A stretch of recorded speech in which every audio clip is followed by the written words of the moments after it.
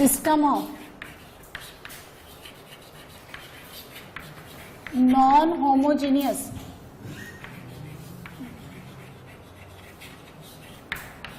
Linear equations, system of non homogeneous linear equations यानी three linear equations in 3 variables x, y, z in coordinate geometry. We deal with only 2 variables x and y, which is 2-dimensional. Now in this case we deal with the plane. Plane is a 3 dimension of the line.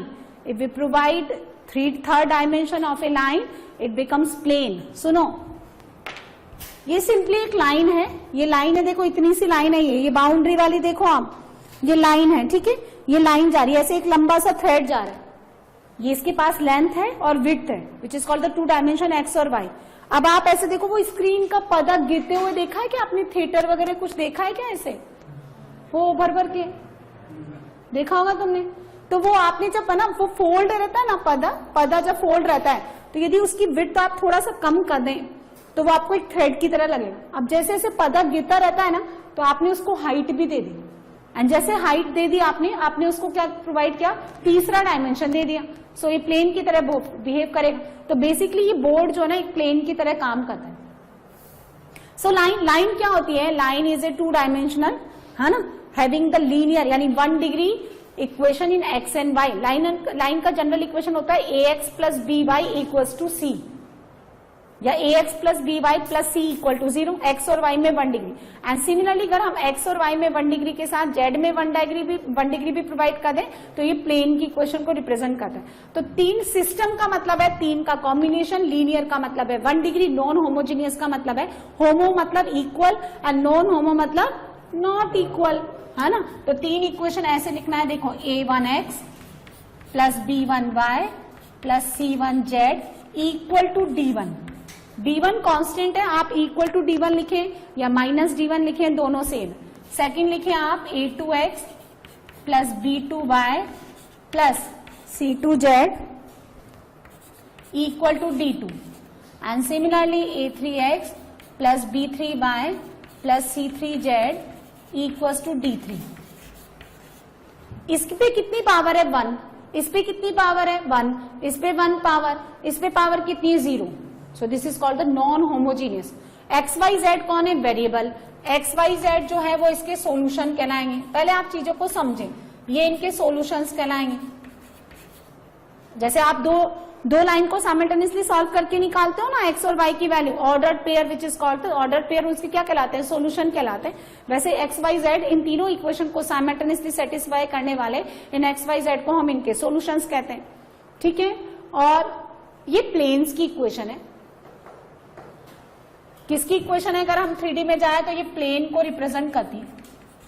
जैसे ax plus B Y equals to D, ये line को represent करती है, वैसे ये plane की equation को represent करती है.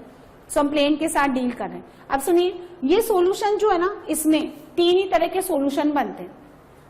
या तो एक्स वाई जेड का एक ही सेट बने जो इन तीनों को साइमल्टेनियसली सेटिस्फाई करें, या एक्स वाई जेड के बहुत सारे सेट्स बनेंगे, बहुत सारी वैल्यूज होंगी ऑलमोस्ट इनफाइनाइट जो इसको सेटिस्फाई करें.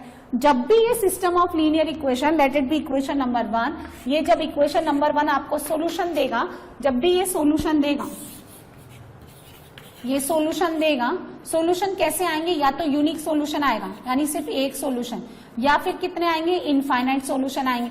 तो जब भी ये सॉल्यूशन देगा, this is called the consistent system of linear equation. Consistent, ठीक है, सिस्टम ऑफ लीनियर इक्वेशन. में लिखने में जोर आता है मेरे को, और खासकर चौक से तो भी आदत नहीं है मेरे, तो आप समझ जाए, है ना. कंसिस्टेंट, चूंकि नया वर्ड था इसलिए मैंने पूरा लिख दिया, आप समझदार हो ऐसे, हाँ, ठीक है. तो PBM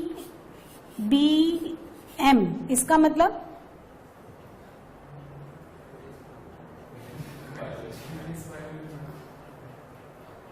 चलो छोड़, पनीर बटर मसाला है ना. कुछ भी हो जाता है। तो कंसिस्टेंट पूरा लिखूं क्या मैं, तुम फिर कोई मसाला बना दो। Consistent system of linear equation, यानी जब भी ना ये आपको इक्वेशन सॉल्यूशन देंगी तो ये क्या देगा, या तो यूनिक देगा या इनफाइनाइट देगा। Consistent linear of system of linear equation. यदि नो सॉल्यूशन, एक भी सॉल्यूशन ना आए, तो फिर हम इन सिस्टम को बोलते हैं नॉन कंसिस्टेंट। नॉन कंसिस्टेंट या फिर इनकंसिस्टेंट भी यूज करते हैं। ये तो लीनियर तो इसलिए बोल रहे हैं कि एक्स वाई जेड में 1 डिग्री है। नॉन होमोजीनियस इसलिए कह रहे हैं कि सबका पावर सेम नहीं है। सिस्टम इसलिए बोल रहे हैं कि this is the combination of the 3 planes. Solution का मतलब है जब ये आपको सॉल्यूशन दे, either it gives you unique solution और the infinite solution, then it is called the consistent. Consistent का मतलब है कि ये आपको सॉल्यूशन प्रोवाइड करें। नॉन कंसिस्टेंट और इनकंसिस्टेंट का मतलब है कोई सॉल्यूशन ना होना। सिर्फ यूनिक सॉल्यूशन का केस होता है, इनफाइनाइट का केस होता है, और नो सॉल्यूशन का केस होता है। 2 सॉल्यूशन, 7 सॉल्यूशन, 5 सॉल्यूशन, इनका कोई केस नहीं होता।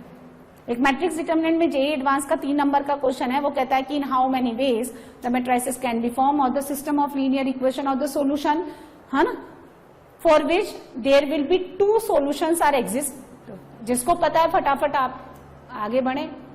2 सॉल्यूशन किसी भी केस में नहीं बनते, ठीक है ना। अब हम यही काम क्या करेंगे, 2x2 के लिए करेंगे। ये तो कितना बनेगा, 3x3 का बनेगा, ठीक है। इसको ना हम लोग ऐसे लिख सकते हैं, देखें, A1 B1 C1 मैट्रिक्स लिखा है मैंने, ये डिटरमिनेंट नहीं है। A2 B2 C2 A3 B3 and C3। यहां लिखेंगे हम X Y और Z is equal to D1 D2 and D3। अच्छा, कितने ऑर्डर का मैट्रिक्स है, ऐसे लिखा मैंने, हाँ 3x3 है ये। और ये कितने ऑर्डर का है, और जब मैं इनको मल्टीप्लाई कर दूंगी तो ये कितने ऑर्डर का आ जाएगा, और ये खुद भी कितने ऑर्डर का है, तो this will be equal to this. कैसे खोलेंगे, row to column, this into this, A1x plus B1y plus C1z equal to D1, A2x equal to, है ना, इस तरह से लिख दिया मैंने, ठीक है। चूंकि ये कॉफिशिएंट से मिलकर के बना रहता है, इसलिए हम इसको बोलते हैं कॉफिशिएंट मैट्रिक्स, याद रखना, which is noted by capital A conventionally. इसको बोलते हैं variable matrix, variable matrix which is noted by capital X, matrix always noted by capital X. और this is called the constant matrix made by the constant, तो हम इसको denote करते हैं conventionally capital B. So these 3 equation can be represented in matrix form Ax equal to B, Ax equal to B. अब यही काम हम 2x2 में करेंगे। ये तो 3x3 ऑर्डर का हो गया, ठीक है, जो कॉफिशिएंट से मिलके बना रहता है उसको कॉफिशिएंट मैट्रिक्स कहते हैं। The matrix which is 3x1 formed by the variables, 3 variables हैं इसमें, और ये कांस्टेंट है, इसको हम लोग क्या बोलते हैं, कांस्टेंट मैट्रिक्स। इनके जो भी फिक्स कन्वेंशन होते हैं वो मैंने लिख दिए। 2x2 ऑर्डर का ले लेते हैं हम। ऐसा क्यों, देखो क्या होता है, ये 3x3 ऑर्डर तो हमारी अभी पल्ले पड़ने वाली है नहीं, हमने नहीं पढ़ा वेक्टर 3D, और जो पढ़ लिया है उसमें भी हमारी एकदम साफ है, ऑल क्लियर। हमने 2x2 स्ट्रेट लाइन में पढ़ा है। जब भी हमें 3x3 में समझ में नहीं आता, ये उन लोगों के लिए स्पेशली जो वेक्टर 3D पढ़ रहे हैं रिसेंटली, तो अगर जब भी कोई चीज आपको 3x3 में समझ में नहीं आए, सो फर्स्ट इवैल्यूएट और इंटरप्रेट दिस इन 2x2। जरा करके देखें कि यही चीज अगर मुझे 2x2 में करना है तो क्या होगा, है ना, और फिर उसका इंटरप्रिटेशन आप 3x3 में ले जाए, क्योंकि मैं चाह करके भी आपको यहाँ 3x3 विजुलाइज नहीं करा सकती। 2x2 मेरे पास विजुलाइजेशन होता है, आप देख सकते हो। तो 2x2 में इसी चीज को देखो ऐसे लिखेंगे, A1x plus B1y equal to C1। इसको लिखा मैंने A2x, 2 equation, 2 linear equation in 2 variables. हम लोग बचपन से सॉल्व करते आए हैं, ये लीनियर इक्वेशंस हैं और 2 वेरिएबल्स हैं x और y। कॉफिशिएंट से बना हुआ जो मैट्रिक्स है ना, उसका जो डिटरमिनेंट है उसको लिखेंगे A1 B1 A2 और B2। जो कॉफिशिएंट से बना हुआ जो ये मैट्रिक्स होता है, इन पे अगर मैं पैरेलल लाइन ड्रॉ कर दूं तो इट बिकम्स डिटरमिनेंट, ठीक है ना। इसको नाम देते हैं डेल्टा। नाउ डेल्टा वन कैसे होगा, सुनो, when the first column is replace by the C1 and C2. First column कौन है, A1 A2. इस A1 A2 को आप इन कांस्टेंट से रिप्लेस कर दें, C1 एंड C2. यहां कितना हो गया, B1 B2, C2 remain as it is. अरे क्या नहीं आ रहा समझ, ये फर्स्ट, ये तो मेरे को समझाना ही नहीं है, ये कोफिशिएंट से बना हुआ है. अब आप क्या है, जब इसके पहले कॉलम को इनके कांस्टेंट से रिप्लेस कर देते हो तो उसको नाम क्या दे दिया जाता है, डेल्टा वन. जब आप फर्स्ट कॉलम को रखते हो as it is A1 A2 as it is, और सेकंड कॉलम को आप रिप्लेस कर देते हो C1 और C2 से, तो इसको नाम देते हैं डेल्टा 2. ठीक है ना. अब हम क्या करेंगे, इस वाले को दोनों साइड x से मल्टीप्लाई करेंगे. किसको, फर्स्ट वाले कॉलम को, A1x और A2x.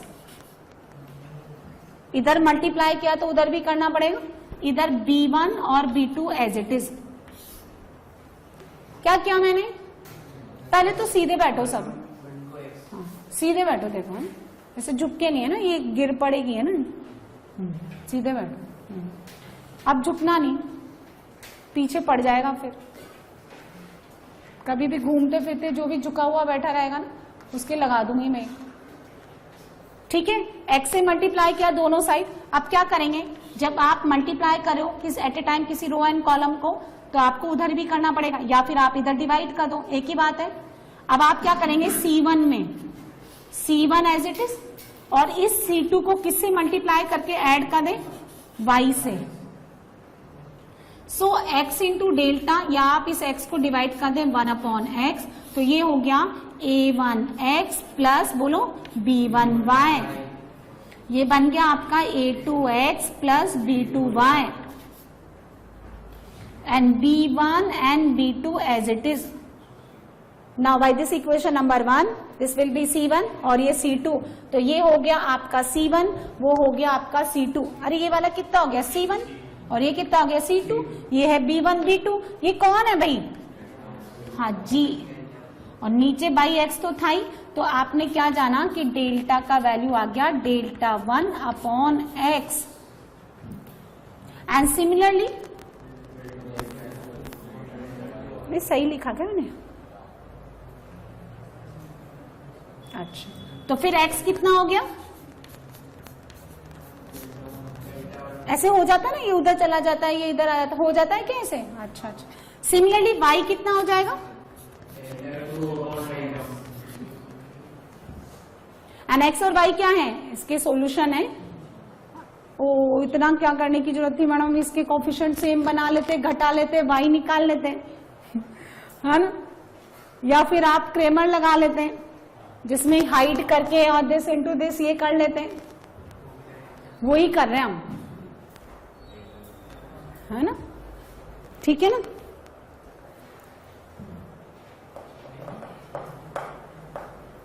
ये क्या है, पैकिंग का जमाना है.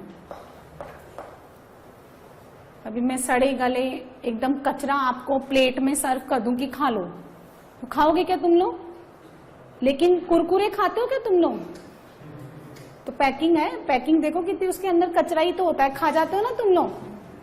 तो वही चीज चल रही है, लेकिन थोड़ी पैकिंग के साथ चल रही है.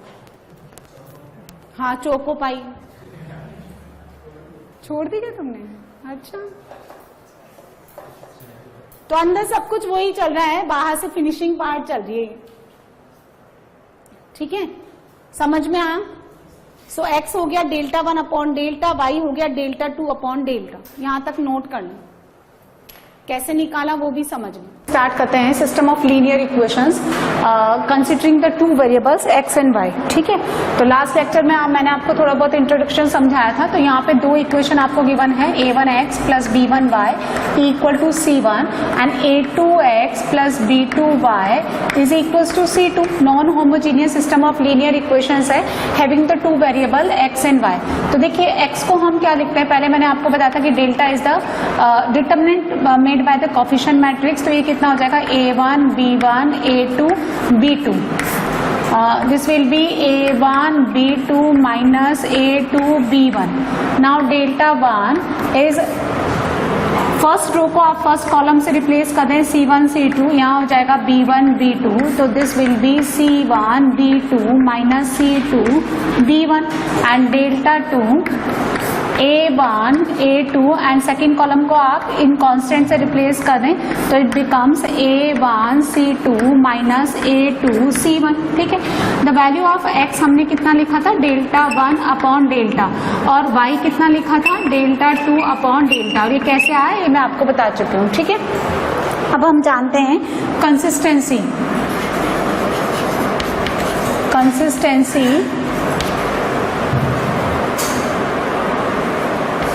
Of system of linear equations.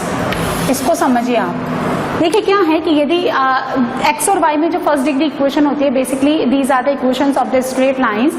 तो लाइंस, दो लाइंस के साथ तीन तरह के केसेस हम कंसीडर करते हैं. If these equations gives you solution, यानी आपको x और y का वो वैल्यू मिले जिसके लिए ये इक्वेशन सेटिस्फाई करती हैं, तो हम इनको बोलते हैं consistent system of linear equations. Linear word का मतलब तो ये है कि x और y में फर्स्ट डिग्री है, और कंसिस्टेंट का मतलब होता है कि अगर ये आपको सॉल्यूशन प्रोवाइड करते हैं तो ये कंसिस्टेंट है, और ये it does not gives you any solution, यानी any ordered pair of x, y for which these equation holds और द सेटिस्फाई, तो हम उसको बोलेंगे इनकंसिस्टेंट या non consistent system of linear equation.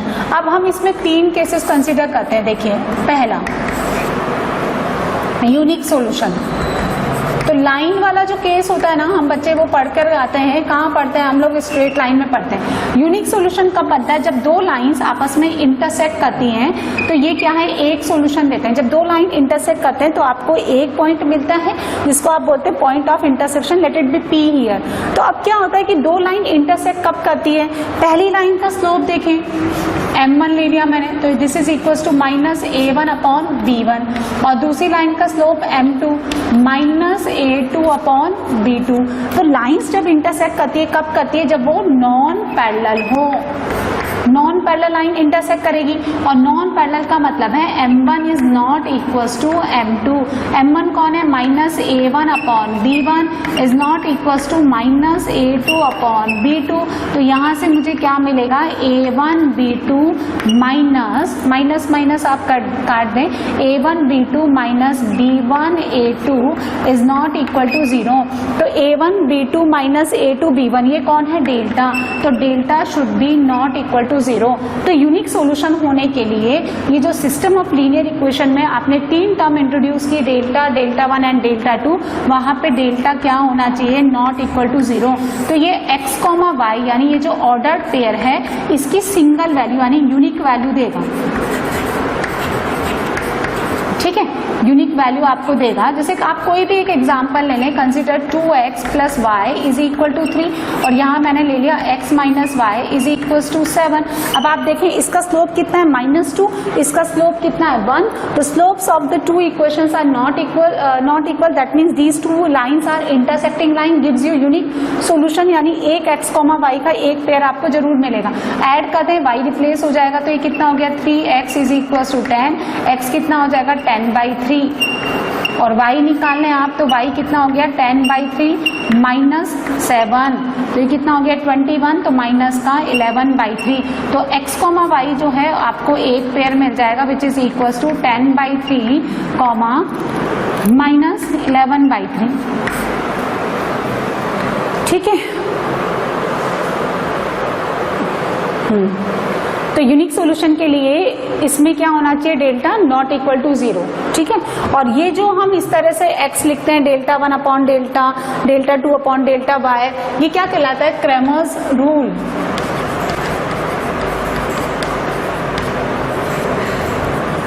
ये क्रैमर्स रूल पढ़ रहे हैं.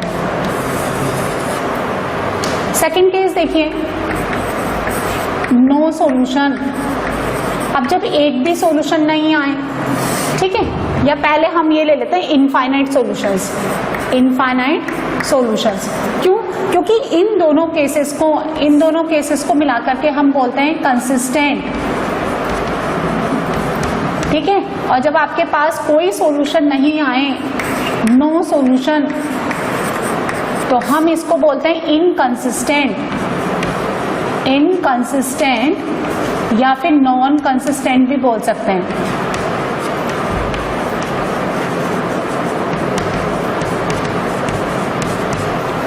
ठीक है। अच्छा, इनफाइनाइट सॉल्यूशन कब होता है? ये दो लाइंस हैं, इन दोनों लाइंस को कंसाइड कर दो। जब एक के ऊपर एक चढ़ जाएंगी तो ये दोनों लाइंस कंसाइड कर जाएंगी, है ना। तो जब दोनों लाइन कंसाइड कर जाएगी तो हमारे पास रिलेशन क्या आता है? देखिए, इनका स्लोप भी इक्वल हो गया, इनके बीच की जो डिस्टेंस है वो भी खत्म हो गई। तो हमारे पास यूनिक सॉल्यूशन के केस में हम लोग ऐसे लिखते हैं कि a1/a2 is not equal to b1/b2। हम इसको ऐसे भी लिख सकते हैं, इसको a1/a2 is not equal to b1/b2। आप इस a2 को इसके नीचे ले जाएं, b1 इसको ले जाए, है ना, इसको ऊपर ले जाए, तो this upon this 2/1 is not equal to -1, यानी a1/a2 is not equal to b1/b2। Infinite solution में हम क्या लिखते हैं? a1/a2 is equal to b1/b2 is equal to c1/c2। जब दिस इक्वल टू दिस करके हम सॉल्व करेंगे तो डेल्टा 0 आ जाएगा, this equal to this and this equal to this करके हम सॉल्व करेंगे तो यहाँ से कंडीशन क्या मिलेगी कि डेल्टा इक्वल टू डेल्टा 1 और डेल्टा 2 ये सारे क्या होने चाहिए? 0 होने चाहिए। यानी इनफाइनाइट सॉल्यूशंस होने के लिए आपको जितने भी डिटरमिनेंट आप निकालते हैं, कोएफिशिएंट मैट्रिक्स वाला डेल्टा 1 निकालते हो, डेल्टा 2 निकालते हो, सब 0 होने चाहिए। जैसे हम कोई भी एक एग्जाम्पल ले लेते हैं, x + y is equal to 2 और यहाँ मैंने लिखा 3x + 3y is equal to 6। ध्यान से देखेंगे तो मैंने इसी को 3 से मल्टीप्लाई करके लिख दिया, तो ये दोनों कोइंसिडेंट लाइंस है, एक के ऊपर एक मर्ज कर जाएंगी। तो this upon this a1/a2 is 1/3, b1/b2 1/3, 2/6 यानी 1/3। So a1/a2 is equal to b1/b2 is equal to c1/c3। तो यहाँ से मेरे पास ये कंडीशन निकल के आई कि जो तीनों डिटरमिनेंट्स हैं इनकी वैल्यू क्या होनी चाहिए? साइमल्टेनियसली 0। नो सॉल्यूशन कब आता है? जब लाइंस आपस में क्या हो? पैरेलल, और उनके बीच में कांस्टेंट डिस्टेंस हमेशा मेंटेन रहनी चाहिए। जैसे ये लिखते हैं हम x + y is equal to 7 लिख लो, ठीक है। और यहाँ लिख दिया मैंने 2x + 2y is equal to -1। इसका स्लोप कितना है? -1। इसका स्लोप भी कितना है? -1। मैंने क्या देखा? This upon this a1/a2 is equals to b1/b2 but not equals to c1/c2। अब यहाँ से तो क्या निकल के आया कि डेल्टा 0 होना चाहिए, लेकिन at least one of delta 1 and delta 2 should be non-zero। कोई भी एक क्या होना चाहिए? कम से कम एक नॉन जीरो होना चाहिए। एक से ज्यादा भी हो सकता है, तो उस केस में क्या हमें एक भी सॉल्यूशन नहीं मिलेगा। और क्रेमर्स रूल के अकॉर्डिंग ये क्या कहलाता है? इनकंसिस्टेंट और non consistent system of linear equation. So there are the 3 possibilities for the unique solution delta not equal to 0। Infinite solution के लिए ये वैल्यू सारी 0 होनी चाहिए। और नो सॉल्यूशन यानी पैरेलल लाइंस के केस में, इस वाले केस में तो लाइंस क्या हो गई? इंटरसेक्टिंग। इस वाले केस में लाइंस क्या हो गई? कोइंसिडेंट। और इसमें लाइंस क्या हो गई? पैरेलल। अब यही काम आप क्या है 3/3 के लिए भी कर सकते हैं। Non homogeneous system of linear equations in 3 variables.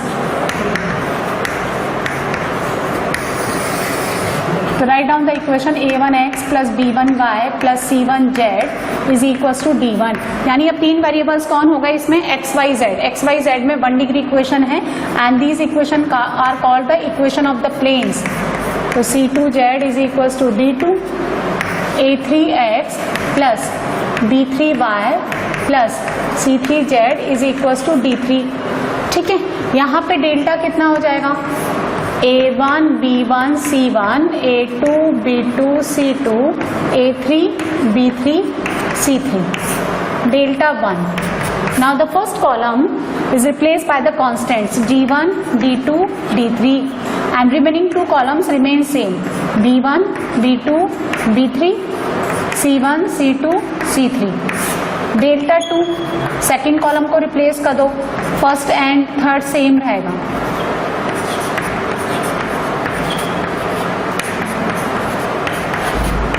and similarly delta 3. Starting two columns A1, A2, A3, B1, B2, B3 और लास्ट जो थर्ड कॉलम है is replace by the constant D1, D2, D3. ठीक है, तो x का value कितना हो जाएगा delta 1 upon delta, y is equals to delta 2 upon delta and z is equals to delta 3 upon delta. For the unique solution delta is not equals to 0. Infinite solution के लिए delta, delta 1, delta 2, delta 3 ये चारों 0 होने चाहिए. और no solution के लिए, no solution वाले यानी पैरेलल प्लेन्स के केस में आपको क्या करना है, ये डेल्टा तो 0 रहेगा. देखो आपके पास इनफाइनाइट सोल्यूशन हो या नो सोल्यूशन है, डेल्टा तो दोनों केस में आपका 0 है. ठीक है, लेकिन इसमें क्या है, at least one of the delta 1, delta 2 और डेल्टा 3 कोई भी एक, कम से कम एक क्या होना चाहिए, नॉन 0 होना चाहिए. ठीक है, तो यही वाला केस मैंने इस थ्री वेरिएबल्स में कन्वर्ट कर दिया. अब हम इसमें एक और केस पढ़ेंगे, homogeneous system of linear equations. Homogeneous system, अभी देखो नॉन होमोजीनियस का मतलब क्या है, इसमें डिग्री 1 है, इसमें डिग्री 1 है, इसमें भी पावर 1 है, लेकिन इसकी पावर कितनी हो गई 0. तो पावर सेम नहीं है, इसलिए हम इसको बोलेंगे नॉन होमोजीनियस. होमोजीनियस में क्या कहते हैं, ये तीनों कांस्टेंट जिनके कारण ये पावर अनइक्वल आ रही है, इनको आप साइमल्टेनियसली 0 बना दें. तो system of linear equations becomes,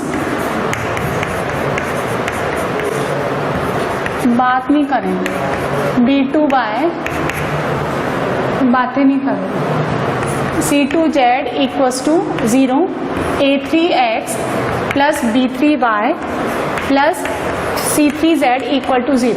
अब ध्यान से देखें, ये D1, D2 एंड D3 सारे 0 हैं.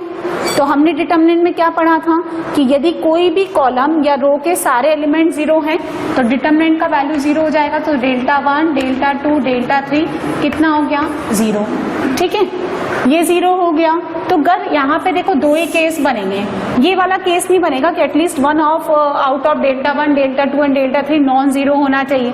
तो यूनिक सोल्यूशन कब बनता है, when you have delta not equal to 0.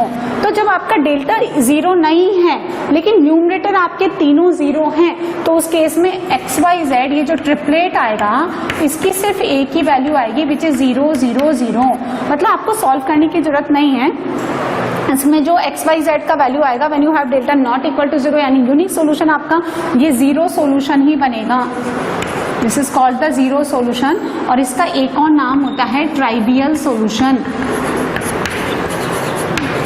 लेकिन अगर आपका डेल्टा 0 हो गया and delta 1, delta 2, delta 3 already 0 in this case, ठीक है, तो आपके पास क्या मिलेंगे, इनफाइनाइट सॉल्यूशंस.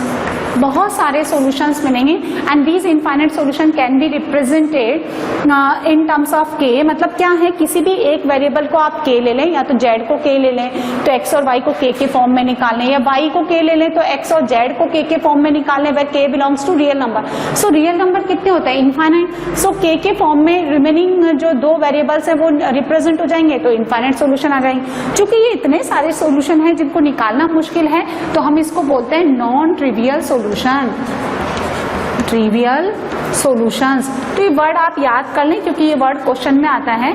तो नॉन ट्रिवियल सॉल्यूशन के लिए डेल्टा को कितना पुट करना है आपको, 0. यानी जो आपको 3 इक्वेशंस गिवन है होमोजीनियस इक्वेशन, उनके कोफिशिएंट से बने हुए मैट्रिक्स का जो डिटर्मिनेंट है डेल्टा वो 0 होना चाहिए, यानी सिंगुलर मैट्रिक्स बनना चाहिए. और नॉन ट्रिवियल सॉल्यूशन के लिए आपको कितने मिलेंगे, इनफाइनाइट सॉल्यूशन. नो सॉल्यूशन का इसमें कोई केस नहीं होता. इन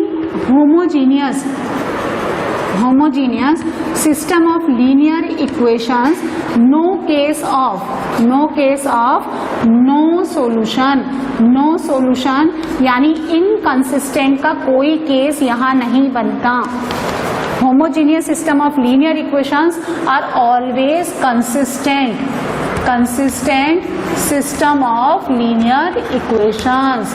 ये हमेशा कंसिस्टेंट ही होती हैं क्योंकि इसमें दो ही केस बनते हैं, या तो यूनिक सॉल्यूशन या फिर इनफाइनाइट सॉल्यूशन. तो ये क्रेमर्स रूल हमने पढ़ा, पहले 2 वेरिएबल्स के लिए और पहले 3, फिर बाद में 3 वेरिएबल्स के लिए. These are the non homogeneous system of linear equations. और यहाँ पे आप तीनों कांस्टेंट को 0 बना दें तो यहाँ पे जो लाइंस की प्लेन्स की इक्वेशन है ये तीनों में डिग्री सेम हो जाएंगी. So these are called the homogeneous system of equation, और इसमें कंसिस्टेंसी वाला केस ही होता है, इनकंसिस्टेंट या नॉन कंसिस्टेंट वाला कोई केस नहीं होता। अब हम इस पे क्वेश्चन बनाएंगे।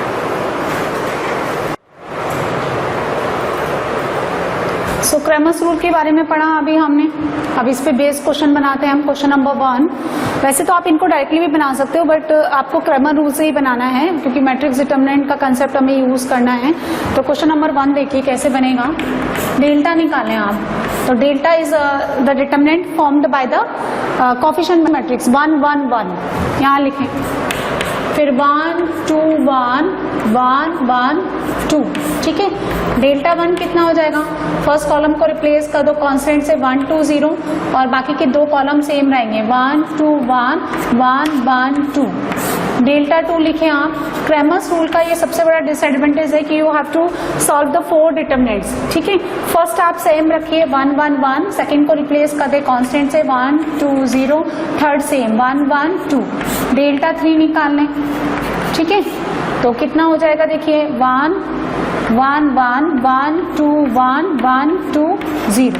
सिंप्लीफाई कर लें आप, रो कॉलम ऑपरेशन भी लगा सकते हैं, डिटरमिनेंट आप पढ़ चुके हैं, या फिर ये बहुत छोटे छोटे से टर्म्स हैं आप डायरेक्टली कर लें।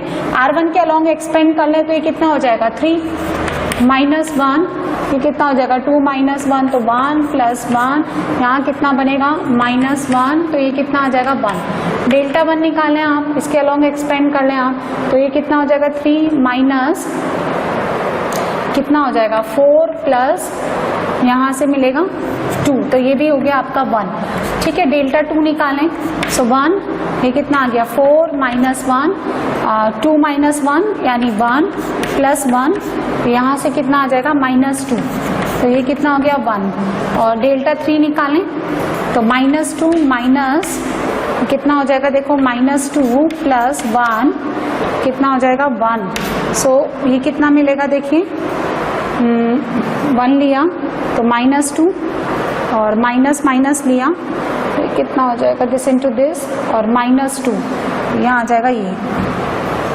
तो कितना आ रहा है -2, एक मिनट देखो 1 1 1 1 2 1 और ये कितना रिप्लेस किया 1 2 0, तो 1 लिया मैंने तो दिस इनटू दिस -2, फिर ये ले लेते हैं हम कितना आ गया -2, तो यहाँ आ जाएगा ये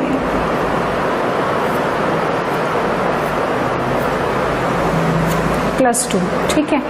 और यहाँ से लिया तो 1 और ये कितना हो गया -1, तो ये आ जाएगा आपका डेल्टा 3 -1।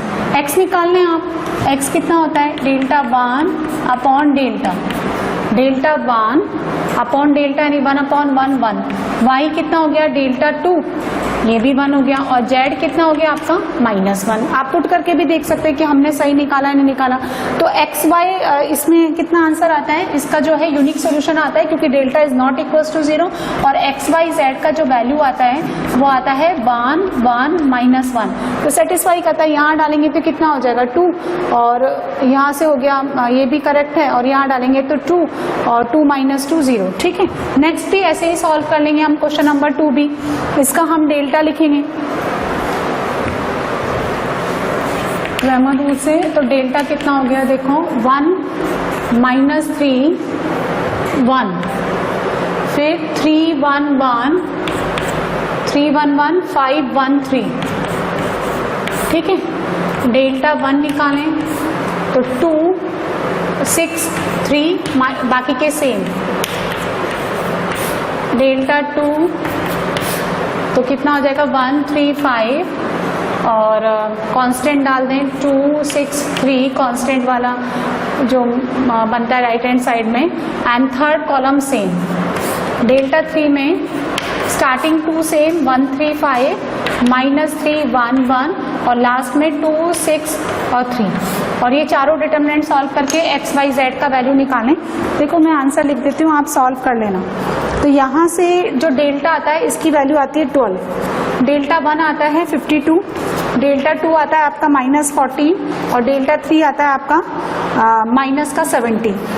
तो the value of x is delta 1 upon delta which is 13/3, y is delta 2 upon delta तो ये बन जाएगा माइनस का 7/6 और z is delta 3 upon delta, तो यूनिक सॉल्यूशन आता है ये बनेगा माइनस का 35/6। ठीक है, नेक्स्ट क्वेश्चन देखिए, क्वेश्चन नंबर 3। इसमें क्या करेंगे, 1/x+5 को u लेट कर लें एंड 1/y+7 को आप v लेट कर लें। तो ऐसा करने से ये u और v में सिस्टम ऑफ लीनियर इक्वेशन बन जाएगा। देखो क्या बनेगा ये, देखें 4u प्लस 3v माइनस 1 और second equation 6u minus 6v is equals to -5।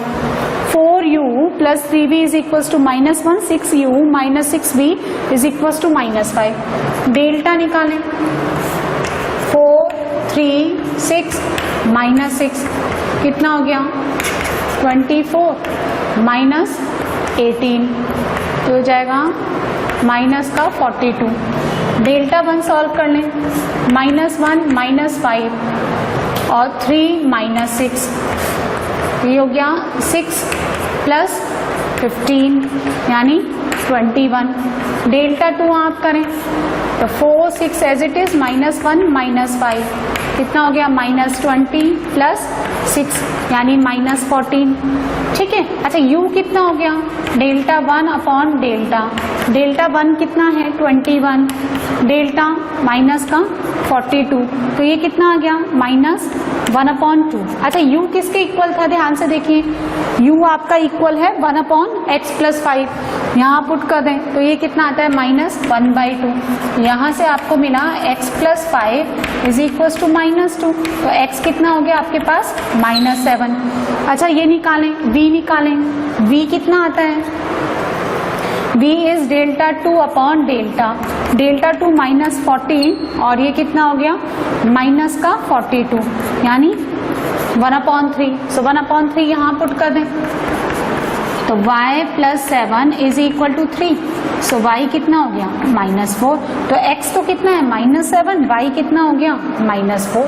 तो डाल के देखिए -7 डालेंगे आप, है ना, मतलब क्रॉस चेक करके आप देख लें x का वैल्यू जब आपने -7 डाला तो ये कितना निकल के आ जाएगा, देखो 4 और -2 है ना और 3 और y कितना है आपका -4, तो -4 डालेंगे तो -3 कितना बन जाएगा, देखो ये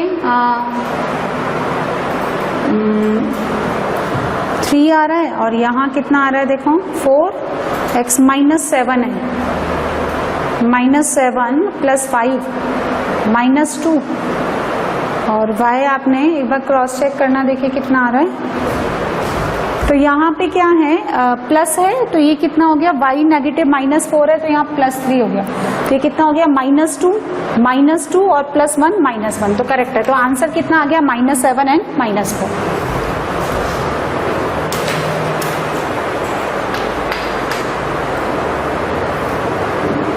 आप है ना। नेक्स्ट देखिए question number 4, you have to given the homogeneous system of linear equations.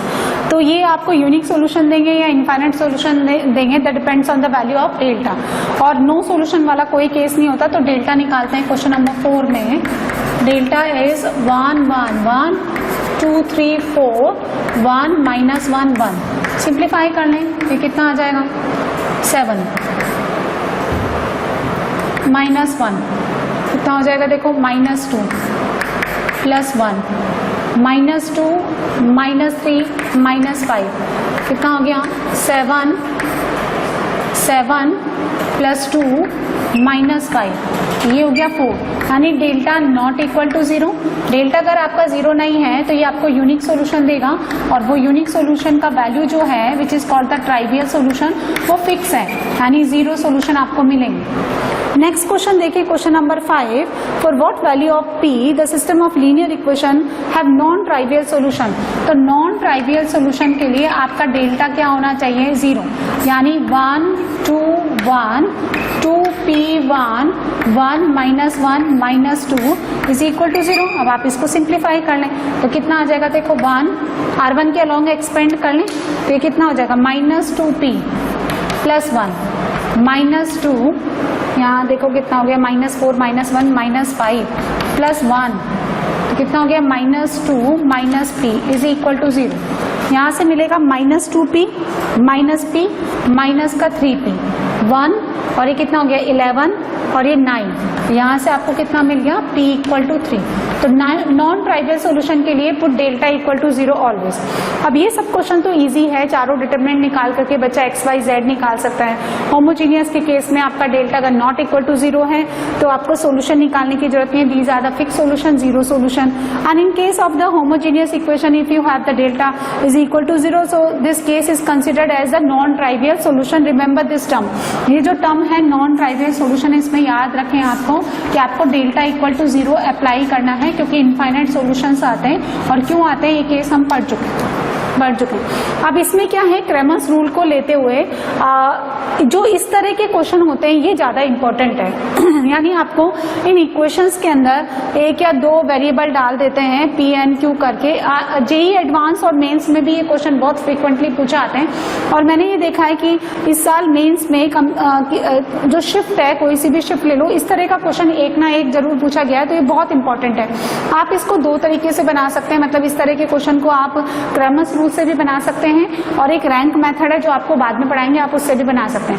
Cramer's rule का सबसे बड़ा डिसएडवांटेज ये होता है कि you have to solve the 4 determinants, और अगर आपने किसी भी एक डिटरमिनेंट को सॉल्व करने में मिस्टेक की है तो ये ऑब्वियसली सारा ही गड़बड़ हो जाएगा। तो रैंक मेथड आप यूज कर लें, बाद में लास्ट लेक्चर में आपको पढ़ाएंगे। वो बहुत इजी सा भी है एक बार समझ में आने के बाद। सबसे बड़ा उसका जो एडवांटेज है, बेनिफिट, वो क्या है कि बहुत फास्टली बनता है। खैर अभी हम इस क्वेश्चन को क्रेमर रूल से बनाते हैं। तो ये क्या कह रहा है कि आपको 3 एक्स वाई जेड वेरिएबल्स के अंदर लीनियर इक्वेशंस गिवन है, और यूनिक सॉल्यूशन के लिए, इनफाइनाइट सॉल्यूशंस के लिए, नो सॉल्यूशन के लिए पी एंड क्यू का आपको वैल्यूज निकालना है। तो देखिए पहले आप डेल्टा निकालें, कितना बनेगा 2p6 1 2 q और 1 1 3, ये हो गया आपका डेल्टा। अब आप चाहें तो डायरेक्टली एक्सपेंड कर लें या आप रो ऑपरेशन लगा दें। क्या R1 में R1 माइनस 2R3, R2 में R1 माइनस R2 में R2 माइनस R3। तो देखो आपका डेल्टा कितना बन जाएगा।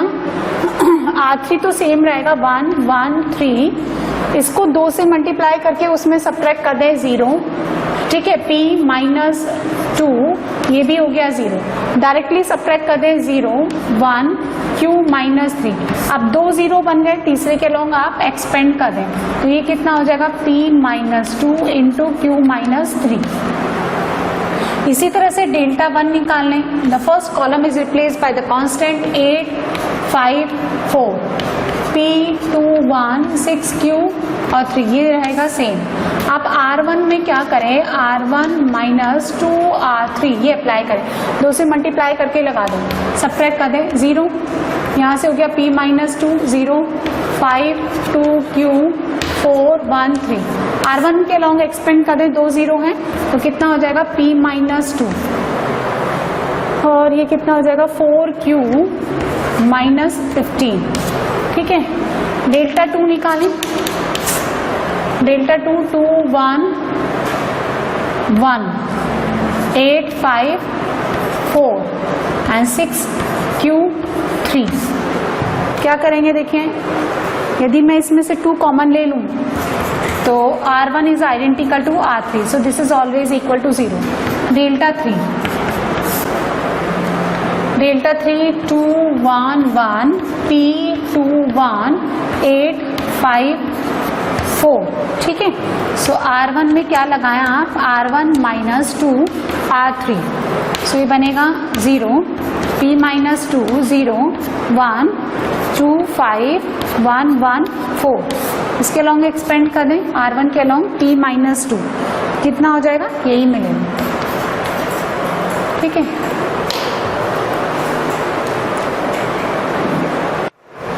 देखो एक बार इन वैल्यूज को लिख लेते हैं हम। The value of the delta is equals to, कितना मिला मुझे, डेल्टा का value P minus 2 Q minus 3। Delta 1 is P minus 2 4Q minus 15। The value of delta 2 is 0 and delta 3 is p minus 2। Unique solution होने के लिए delta is not equal to 0। तो unique solution बनने के लिए आपका p एक तो 2 नहीं होना चाहिए एंड q क्या नहीं होना चाहिए, 3 नहीं होना चाहिए। यदि आपका p 2 नहीं है पर q को आपने 3 डाल दिया, या q आपका 3 नहीं है पर p को आपने 2 डाल दिया, तो ओवरऑल डेल्टा 0 हो जाएगा। सो आंसर कितना आएगा for the unique solution, p belongs to r except 2 and q belongs to r except 3। ये दो वैल्यूज जो हैं p 2 नहीं लेगा, q 3 नहीं लेगा। इनफाइनाइट सॉल्यूशन होने के लिए आपका जो डेल्टा है वो तो 0 होना ही चाहिए, as well as delta 1, delta 2 and delta 3 सबके सब 0 हो जाने चाहिए। तो देखो कितनी सिंपल सी बात है, सब में p माइनस 2 का फैक्टर कॉमन है, ये तो ऑलरेडी 0 है।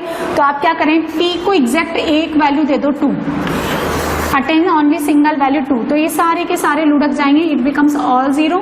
लेकिन q जो है आपका देखें, q पे कोई डिपेंडेंसी नहीं है। अगर आप p को 2 पुट करते हैं तो भी चारों 0 हो रहा है, तो q पे कोई डिपेंडेंसी नहीं है, इसलिए q कितना आएगा, belongs to r। No solution होने के लिए क्या है, डेल्टा तो आपको भैया 0 करना पड़ेगा। अब अगर डेल्टा 0 होता है p इक्वल्स टू 2 के कारण, तो फिर वो तो वही केस हो जाएगा, इसलिए p तो 2 आपको रखना नहीं है, ठीक है। p तो आपका 2 नहीं बनेगा, है ना, 2 के अलावा वो कोई भी वैल्यू ले ले, लेकिन p 2 नहीं बनेगा। अच्छा, p 2 नहीं बनेगा तो q को मुझे कितना लेना पड़ेगा, 3 लेना पड़ेगा, ये मस्ट है, क्योंकि अगर p इक्वल्स टू 2 के कारण ये 0 नहीं बन रहा है तो इसको 0 लेना पड़ेगा आपको। a इंटू b में अगर ये 0 नहीं है तो b तो 0 रखना पड़ेगा टू गेट दिस 0। तो p 2 नहीं है, p को 2 रखते ही ये वाला केस रिपीट हो जाएगा इनफाइनाइट सॉल्यूशन के लिए। इसलिए हमें क्या करना है, p is not equals to 2, यानी p belongs to r except 2, लेकिन q exactly single value attend करेगा 3। तो उससे मुझे क्या मिला कि भाई नो सॉल्यूशन, डेल्टा तो 0 हो गया। अब q आपका क्या है, p आपका अगर 2 नहीं है तो कोई सा भी एक value out of delta 1, delta 2 और डेल्टा 3 0 होना चाहिए। तो p अगर 2 नहीं है तो आपका डेल्टा 3 क्या आ जाएगा, नॉट इक्वल टू 0। तो यूनिक सॉल्यूशन के लिए ये आंसर आ गया, इनफाइनाइट सॉल्यूशन के लिए आपके पास ये आंसर आ जाएगा, एंड नो सॉल्यूशन के लिए p belongs to r except 2 but q attend only the single value 3, ये आंसर, ठीक है। ऐसा ही एक और क्वेश्चन बनाएंगे हम। तो देखो ऐसा ही नेक्स्ट क्वेश्चन है, क्वेश्चन नंबर 6। इसमें क्या है, 7 कर लो इसको, ठीक है। तो इसमें वैसा ही दे रखा है, आपको लैम्डा म्यू निकालना है। पहले हमने पी एन क्यू निकाला, तो 3 इक्वेशंस आपको गिवन है एक्स वाई जेड में, लीनियर इक्वेशंस। और क्रैमर रूल से आपको क्या है, unique solution, infinite solution, no solution के लिए लैम्डा म्यू का वैल्यू निकालना है। तो ये मैंने सॉल्व करके लिख दिया है, क्योंकि यहाँ पे क्या है, सिर्फ डिटर्मिनेंट ही आपको निकालना है। Other you can use the row and column operation और यू कैन यूज डायरेक्टली, ठीक है। सो डेल्टा का वैल्यू आता है लैम्डा माइनस 3, डेल्टा 1 आ गया ये, डेल्टा 2 और ये हो गया आपका डेल्टा 3। अब देखें, पहला यूनिक सॉल्यूशन के लिए